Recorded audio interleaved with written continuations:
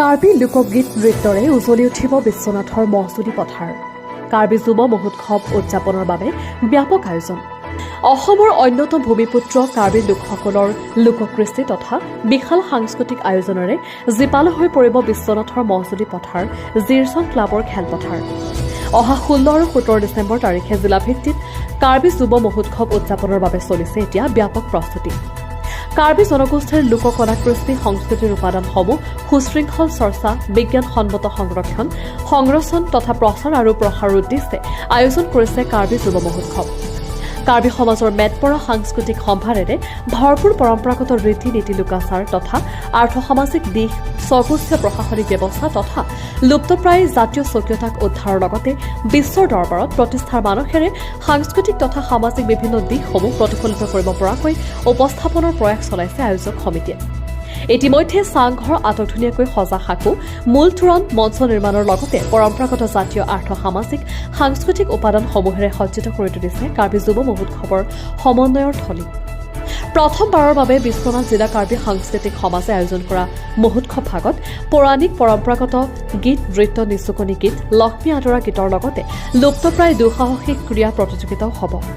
ইপিনে সন্ধিয়াৰ ভাগত কলাকুশলীসকলে পৰম্পৰাগত গীত নৃত্যৰ আখৰাও আৰম্ভ কৰিছে। মূল কাৰ্যসূচীৰ পতাকা উত্তোলন, শ্ৰদ্ধাঞ্জলি অনুষ্ঠান, প্ৰতিনিধি সভা, বঁটা বিতৰণী অনুষ্ঠান, মূল সভাৰ লগতে সাংস্কৃতিক অনুষ্ঠানৰো আয়োজন কৰিছে। মুখ্য আকৰ্ষণ হ'ব সুদূৰ কাৰ্বি আংলঙৰ আমন্ত্ৰিত কণ্ঠশিল্পী প্ৰেম টেৰাং, বাৰী ৰংফাৰ্পি আৰু ৰবীনা ক্ৰপেৰ গীতৰ শৰাই। মূল অনুষ্ঠানত মুখ্য অতিথি হিচাপে উপস্থিত থাকিব কাৰ্বি সাংস্কৃতিক সমাজৰ কেন্দ্ৰীয় সভাপতি চন্দ্ৰ সিং ক্ৰো, বিশিষ্ট অতিথি হিচাপে সাংসদ পল্লৱ লোচন দাস, স্থানীয় বিধায়ক প্ৰমোদ বৰঠাকুৰ, কাৰ্বি অট'নমাছ কাউন্সিলৰ কাৰ্যবাহী সদস্য সূৰ্য ৰংফাৰ, প্ৰাক্তন PDCKৰ সভাপতি সংবিজিত এইটি কাঠাৰ উপৰিও কাৰ্বি জনগোষ্ঠীয় সংগঠনৰ বিষয়ববীয়াসকলে উপস্থিত থাকিব। সেয়েহে মহোৎসৱ ভাগত সকলোৰে সহযোগিতা আৰু উপস্থিতিৰ কামনা কৰিছে বিশ্বনাথ জিলাৰ কাৰ্বি সাংস্কৃতিক সমাজে। প্ৰস্তুতিটো ইতিমধ্যে আমি প্ৰায় সম্পূৰ্ণ কৰাৰ নিচিনা হৈছে, 80% কাম আগবাঢ়িছে।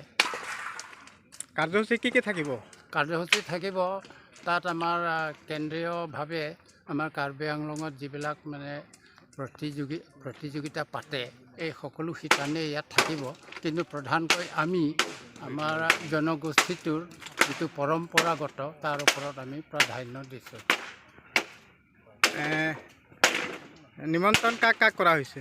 নিমন্ত্ৰণটো আমাৰ ইতিমধ্যে আমাৰ সমাজসেৱক বুলি নিজকে যিসকলে এতিয়া পৰিচয় দি আছে বা সমাজসেৱা কৰি আছে, সকলোকে প্ৰায় MLA, MP ইত্যাদি আৰু কাৰ্বি আংলঙৰ আমাৰ কেন্দ্ৰীয় সমিতিৰ বিষয়ববীয়া তেনেকৈ আমি মাতিছোঁ।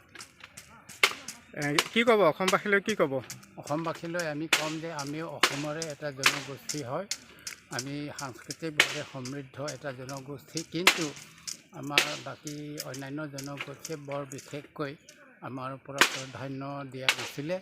এইবাৰ দৃষ্টিপাত কৰক, আমি অসমৰ সমৃদ্ধ জনসংস্কৃতিৰ এটা অংশ হওঁ। বিশ্বনাথৰ পৰা ৰমেশ চন্দ্ৰ চৰণৰ ৰিপৰ্ট, অমৃত নিউজ। অমৃত প্ৰবাহ অসমীয়া সাপ্তাহিক কাকতৰ ডিজিটেল সংস্কৰণ অমৃত নিউজ। সত্যৰ সন্ধানত অমৃত নিউজ।